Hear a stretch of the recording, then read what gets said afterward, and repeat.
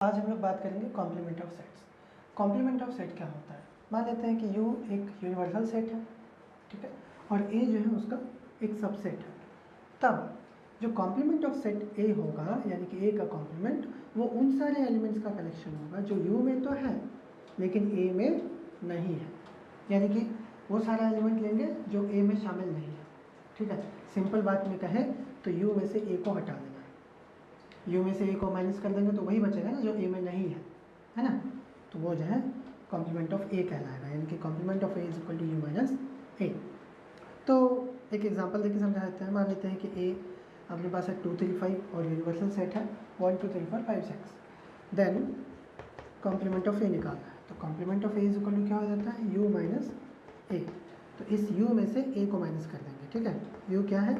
1 2 3 4 5 और 6। A क्या है? 2 3 5, ठीक है। अब इस सेट में से 2 3 5 को माइनस कर लेते हैं, तो 2 3 5 हट जाएगा, क्या बचेगा? 1 4 और 6। ये हो जाएगा आंसर। बहुत ही सिंपल चीज़ है कॉम्प्लीमेंट, ठीक है। कॉम्प्लीमेंट का मतलब हो गया कि बस यूनिवर्सल सेट में से उस सेट को माइनस कर लेना है। जैसे हम मान लेते हैं B का कॉम्प्लीमेंट निकालना है तो U माइनस B, C का कॉम्प्लीमेंट निकालना है तो U माइनस C। कुछ लॉ हैं जो कि कॉम्प्लीमेंट से रिलेटेड है, वो सब आपको हम बता देते हैं, इसको आप याद रखिएगा, ठीक है। वेरीफाई भी कर देंगे बट याद रखिएगा, क्वेश्चन करते समय, सॉल्व करते समय जो आपको काम आएगा। सबसे पहला है law of double completion. Law of double completion का मतलब क्या है? जैसे हम A डैश निकालेंगे तो A डैश निकालने का मतलब क्या हो गया? U minus A, correct. अब U समझ लीजिए कि U अपने पास ये है, वेन डायग्राम पढ़े थे ना, तो ये हो गया अपना U, और इसमें A है, ये जो सर्किल है ये अपना सेट A है, ठीक है। A कॉम्प्लीमेंट क्या है? ये शैडोड पोर्शन है ना, U माइनस A, मतलब ये जो शैडो किया हुआ पोर्शन बचा वो, ठीक। अब अगर हम इस कॉम्प्लीमेंट का कॉम्प्लीमेंट निकालें तो क्या आएगा? A कॉम्प्लीमेंट का कॉम्प्लीमेंट, ठीक है। मतलब U में से ये A कॉम्प्लीमेंट हटा देंगे, ठीक है। अब U में से कॉम्प्लीमेंट हटा देंगे, यानी कि ये शैडो पोर्शन हटा देंगे, तो क्या बचेगा? सेट A बचेगा, है ना। ये आ जाएगा क्या? Set A। मतलब हुआ कि अगर 2 बार हम किसी सेट का कॉम्प्लीमेंट करते हैं तो वापस से हमको वही सेट मिल जाएगा, सेट A। इसको ऐसे करके लिखेंगे, सेट A का A डैश का dash is equal to A। इसको याद रखिएगा, ठीक है। अब दूसरा है law of universal set and empty set. मतलब अगर यूनिवर्सल सेट का हम कॉम्प्लीमेंट निकालें, यानी कि यूनिवर्सल सेट में से यूनिवर्सल सेट को ही माइनस कर दें, क्या बचेगा? U में से U को ही माइनस करना पड़ेगा, जिसका भी कॉम्प्लीमेंट निकालते हैं यूनिवर्सल सेट में से उसको माइनस करना पड़ता है। तो अभी अगर हम U का कॉम्प्लीमेंट निकाल रहे हैं तो U में से U को माइनस करेंगे तो क्या बचेगा? 5 बचेगा, मतलब कुछ भी नहीं बचेगा, तो 5। ये एक लॉ हो गया, ठीक है। अब इसका उल्टा अगर मानते हैं हम 5 का कॉम्प्लीमेंट निकालते हैं, 5 का कॉम्प्लीमेंट मतलब U माइनस 5, तो यूनिवर्सल सेट में से अगर हम 5 को माइनस करते हैं, 5 मतलब नो एलिमेंट, एक भी एलिमेंट माइनस नहीं करेंगे, तो यूनिवर्सल सेट ही बचेगा पूरा का पूरा। मतलब हुआ कि 5 का जो कॉम्प्लीमेंट होता है वो U होता है, बस। तो लॉ ऑफ डबल कॉम्प्लीमेशन और law of universal set and empty set, ये दोनों आपको याद रखना पड़ेगा, ठीक। इसका एक एग्जांपल लेकर के भी आपको हम समझा देते हैं।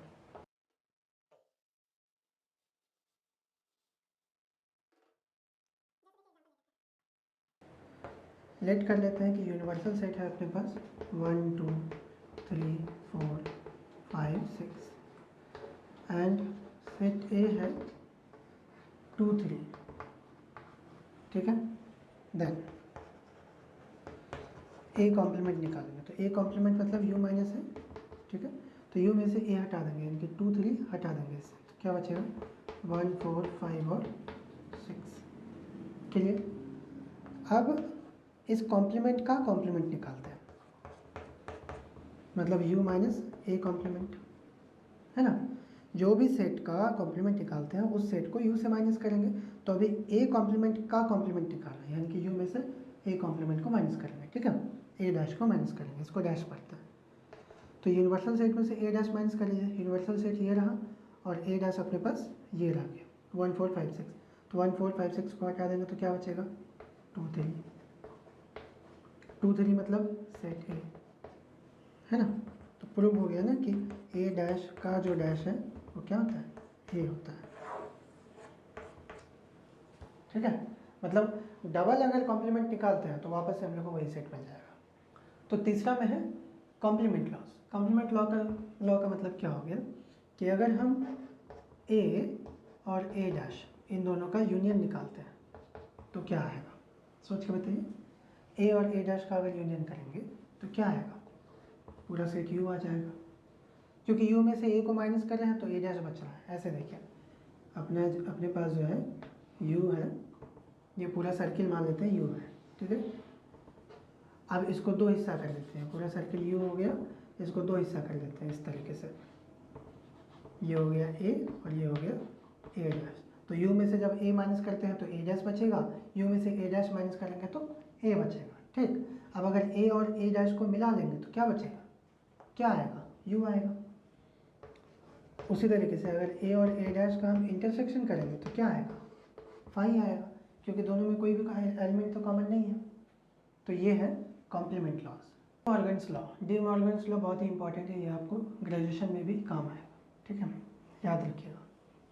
तो क्या कहता है डी मॉर्गन्स लॉ, ये कह रहा है कि अगर ए है ना और बी दो सेट है अपने पास, इन दोनों सेट का यूनियन का कॉम्प्लीमेंट अगर हम निकालेंगे, ठीक है, ए यूनियन बी का अगर कॉम्प्लीमेंट निकालते हैं तो वो जो है हमारा A dash intersection B dash के इक्वल होगा, पहला।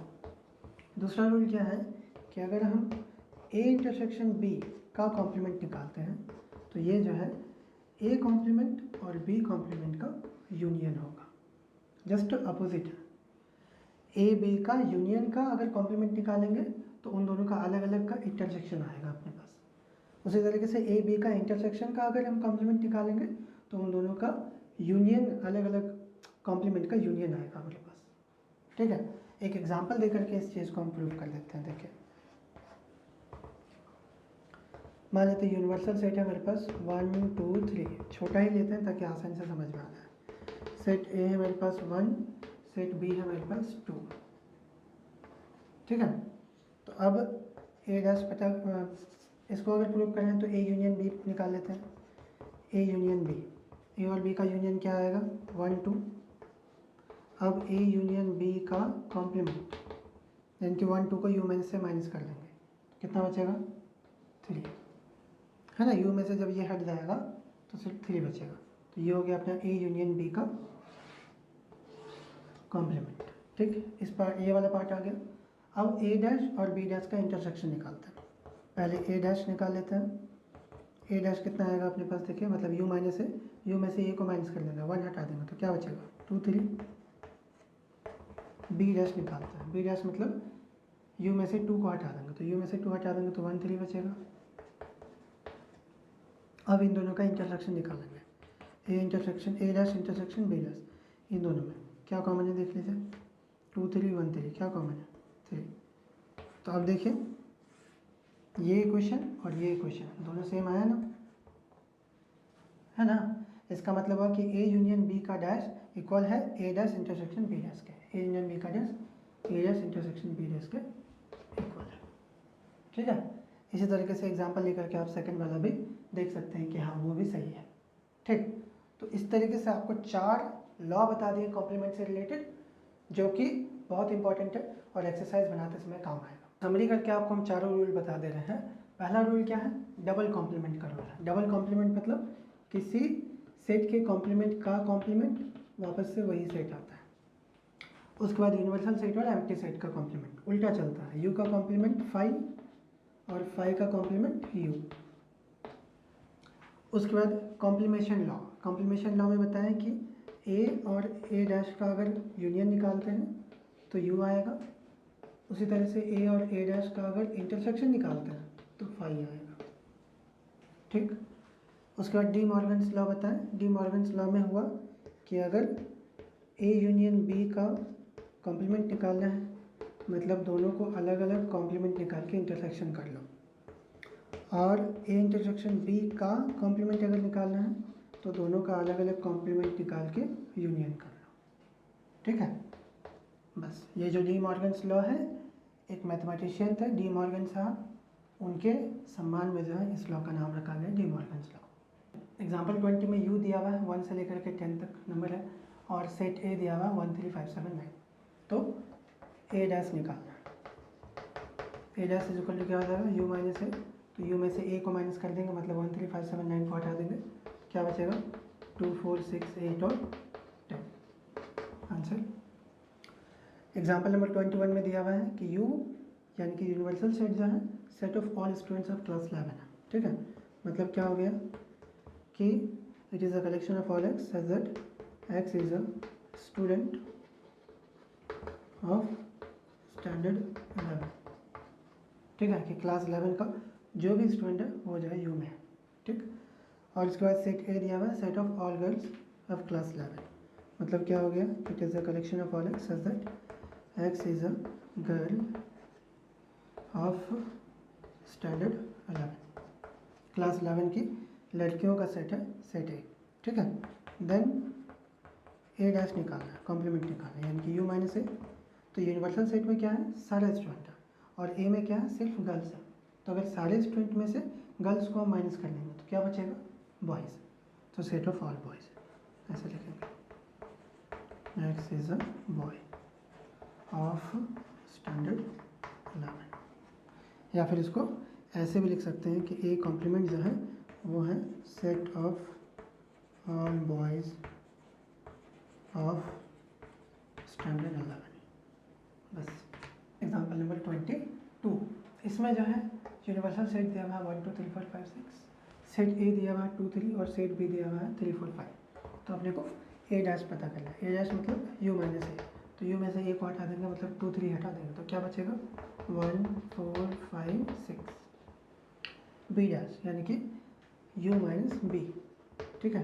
तो यूनिवर्सल सेट में से बी को, बी मतलब 3 4 5 को हटा देंगे, क्या बचेगा 1 2 और 6, तो इसमें लिखेंगे इसमें लिखेंगे 1 2 6, हो गया। अब ए डैश इंटरसेक्शन बी डैश यानी कि इन दोनों का इंटरसेक्शन, तो इन दोनों में क्या कॉमन है देखिए 1 और 6, इक्वेशन 1। अब पूछ रहा है ए यूनियन बी, ए और बी का यूनियन इन दोनों का क्या आ जाएगा 2 3 3 4 5, यानी कि 2 3 4 5, ठीक है। अब ए यूनियन बी का इंटरसेक्शन मतलब U minus A union B है ना, यहाँ पे जो भी सेट है उसको यू में से माइनस करेंगे तो U minus A union B, तो यूनिवर्सल सेट अपने पास क्या है 1 2 3 4 5 6 माइनस ए यूनियन बी क्या आ गया 2 3 4 5 2 3 4 5, तो 1 2 3 4 5 6 में से 2 3 4 5 माइनस कर देंगे क्या बचेगा 1 और 6, 1 6, equation 2। From equation 1 and 2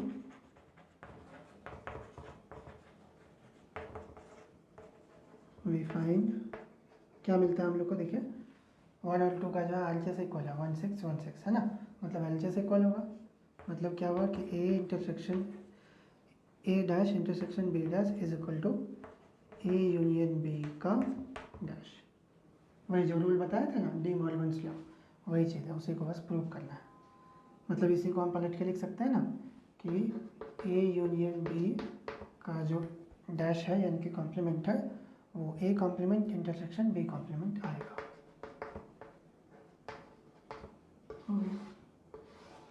proved. Question में बोला था ये सब निकाल करके ये चीज़ प्रूव भी करो, तो प्रूव भी कर दी।